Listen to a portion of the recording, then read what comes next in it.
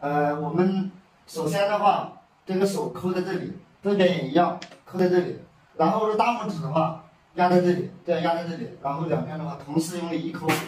开了。开了以后呢，我们把这盖板往上面，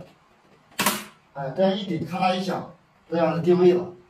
定位以后，我们就可以拆这过滤网了。拆这过滤网的话有两个要点，有两个要点，就是说这边的话有个卡子，这边有个卡子，这其一，其二的就是我们的手的话扣在这里，扣在这里以后，手指扣在这里，大拇指的话扣在这里，往上一顶，